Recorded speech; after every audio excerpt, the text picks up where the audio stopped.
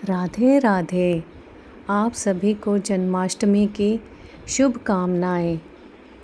राधा राधा कृष्णा कृष्णा राधा राधा कृष्णा। यदा यदा हि धर्मस्य ग्लानिर्भवति भारत अभ्युत्थानं धर्मस्य तदात्मानं सृजाम्यहं परित्राणाय साधूनां विनाशाय च दुष्कृतां धर्मसंस्थापनार्थाय संभवामि युगे युगे। अर्थात हे भारत, जब जब धर्म की हानि होती है और अधर्म का उदय होता है तब तब मैं स्वयं को प्रकट करता हूँ सज्जनों की रक्षा करने, पापियों का विनाश करने और धर्म की स्थापना के लिए मैं युग युग में अवतार लेता हूँ। पालनहारे निर्गुण और न्यारे तुमरे बिन। ओम नमो भगवते वासुदेवाय नमः। आज हम आपको सुनाने जा रहे हैं श्री कृष्ण के जन्म से लेकर उनके अद्भुत बाल लीलाओं तक की अमृतमयी कथा, जो हर भक्त के हृदय में प्रेम और भक्ति का संचार करती है। द्वापर युग में जब मथुरा नगरी में अत्याचार का अंधेरा छाया हुआ था, राक्षसी प्रवृत्ति के कंस ने अपनी ही बहन देवकी और उनके पति वासुदेव को कारागार में डाल दिया था। देवकी की 8वीं संतान से कंस का वध होना था, यही भविष्यवाणी हुई थी। अष्टमी की मध्यरात्रि जब चारों ओर गहरी वर्षा हो रही थी, कारागार में भगवान विष्णु ने श्री कृष्ण जी के रूप में अवतार लिया। वासुदेव जी ने उन्हें टोकरी में रखा और यमुना नदी पार करके गोकुल में नंद बाबा के घर पहुंचा दिया। में नंद बाबा और यशोदा माई ने कृष्णा जी को बहुत ही लाड प्यार से पालन पोषण किया। यहाँ उनका बचपन हंसी खुशी और अनगिनत लीलाओं में बीता। कभी बांसुरी की मधुर तान से सबको मोहित कर देना, तो कभी गोप बालकों के साथ खेल कूद में मस्त रहना, यही उनकी दिनचर्या थी। माखन चुराना, गोपियों से छेड़छाड़ और बांसुरी की मधुर तान, ये सब उनकी दिव्य खेलों का हिस्सा थे। हर लीला में प्रेम, भक्ति और आनंद का संदेश दिया था कान्हा जी ने। राधे राधे, जय श्री राधे। कान्हा तेरी बंसी पुकारे राधा नाम। कृष्ण जी को माखन बेहद प्रिय था। वे चोरी छिपे गोपियों के घरों में जाते, मटकी तोड़कर माखन खाते और अपने दोस्तों में बांटते।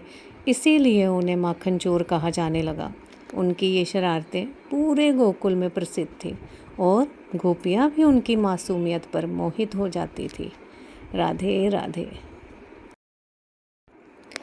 मैया मोरी मैं नाही माखन खायो, ओ मैया मोरी मैं नाही माखन खायो, मैया मोरी। कालिया वध कथा। कालिया, जो कश्यप ऋषि का पुत्र था, गरुड़ से डरकर यमुना नदी में रहने लगा था। उसका विष इतना खतरनाक था कि यमुना नदी का पानी भी उबलता रहता था और कोई भी पक्षी या जानवर उसके पास नहीं जा सकता था। एक दिन कान्हा जी अपने दोस्तों के साथ गेंद खेल रहे थे, जो यमुना में गिर गई। कृष्ण जी ने नदी में छलांग लगा दी और कालिया ने उन पर हमला कर दिया। कृष्ण और कालिया के बीच में भयंकर युद्ध हुआ, जिसमें कृष्ण जी ने कालिया को पराजित कर दिया। कालिया ने कृष्ण जी से अपनी जान बख्शने की प्रार्थना की और कृष्ण जी ने उसे यमुना छोड़ने और समुद्र में रहने का आदेश दिया। कृष्ण जी ने कालिया के फन पर अपने पैर रखे, जिससे गरुड़ उसे नुकसान ना पहुंचाए। गोवर्धन लीला। एक बार इंद्रदेव के क्रोध से गोकुल में मूसलाधार वर्षा शुरू हुई।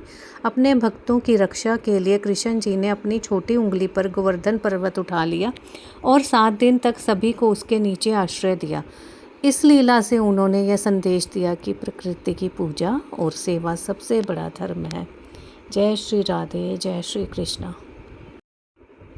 कंस वध। कंस बहुत ही क्रूर, अत्याचारी और दुष्ट राजा था। यहाँ तक कि राजपाट पाने के लिए उसने अपने पिता उग्रसेन को जबरन गद्दी से हटाकर खुद उस पर बैठ गया। दुष्ट कंस ने अपनी बहन देवकी के नवजात संतानों की भी हत्या कर दी थी, लेकिन 8वीं संतान कृष्ण जी का बाल भी बांका न कर सका और कृष्ण जी के हाथों ही कंस का वध हुआ। गीता उपदेश।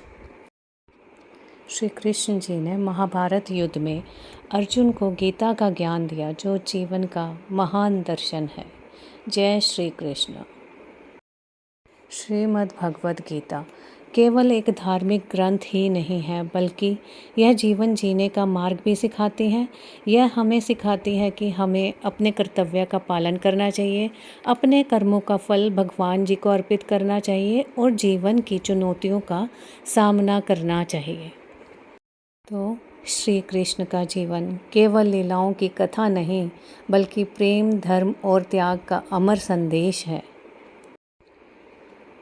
जन्माष्टमी के दिन आइए हम उनके आदर्शों को अपने जीवन में उतारने का संकल्प लें। श्री कृष्ण आपके जीवन में सुख, शांति और समृद्धि लाएं। जय श्री कृष्ण। जन्माष्टमी के दिन मंदिरों में झूला सजता है, मटकी फोड़ प्रतियोगिताएं होती हैं। भक्त उपवास रखकर रात्रि में कृष्ण जन्मोत्सव मनाते हैं। राधे राधे, राधे राधे, जय जय श्री राधे, राधे राधे, जय जय श्री राधे।